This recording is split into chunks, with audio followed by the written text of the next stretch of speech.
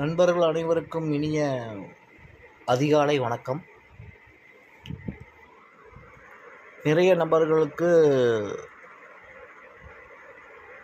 காவலர் தேர்விற்கு எப்படி படிக்க வேண்டும், உதவி ஆய்வாளர் தேர்விற்கு எப்படி படிக்க வேண்டும், குரூப் 4 தேர்வுக்கு எப்படி படிக்க வேண்டும், இந்த 3 தேர்வுகளுக்கும் அதோட சேர்த்து விஏஓ குரூப் 4 விஏஓ ஒரே சப்ஜெக்ட் தான் படிக்க போகிறீங்க. ஃபஸ்ட்டு இதை பற்றி ஒரு தெளிவான வழிகளை தெரிஞ்சுக்கோங்க. காவலர் தேர்வு எடுத்துட்டிங்கன்னா 6 to 10 வரைக்கும் தான். அதோட கரண்ட் ஈவெண்ட்ஸ், நடப்பு நிகழ்வுகள், அது நீங்கள் படிக்க வேண்டியது இருக்கும்.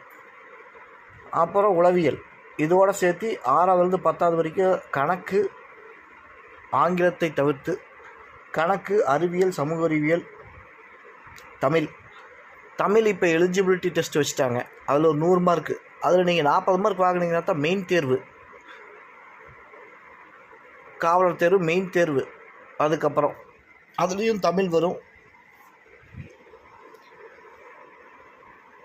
ஜென்ரல் நாலேஜ், ஜிகே வரும்.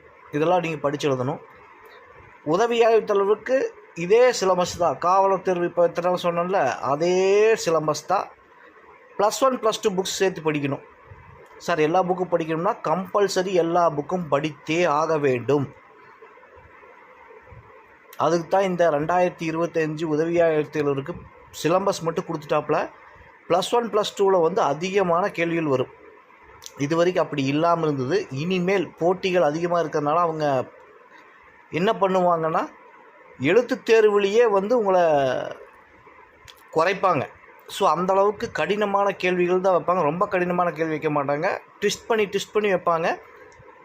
அந்த மாதிரி கேள்விகளும் நீங்கள் எழுதுறதுக்கு ஆரம்பிச்சுக்கணும். குரூப் 4 விஏஓ எப்படின்னா இதே தான், கடைசியாக சொன்னது. உதவி ஆய்வாளருக்கு என்ன இதோ அதே தான். 6 to 12 வரைக்கும் நல்லா படிக்கணும் குரூப் 4க்கு ப்ளஸ் விஏஓக்கு. +2 குரூப் 2க்கு வந்து மெயின்ஸ் எக்ஸாம் இருக்கும், அது போக தியரி எக்ஸாம் இருக்கும். இவ்வளோதாங்க.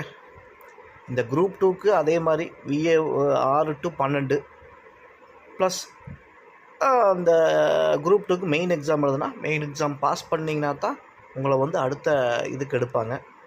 ஸோ நல்லா படிங்க டெய்லி. அதுவும் இல்லாமல் கரண்ட் அஃபேர்ஸ் டெய்லி பேப்பர் படித்தா தான் உங்களுக்கு அது தெரிஞ்சிக்க முடியும், இல்லாட்டி அதுவும் தெரியாது. அதனால் நல்லா படிங்க, நல்லா எக்ஸாம் எழுதுங்க.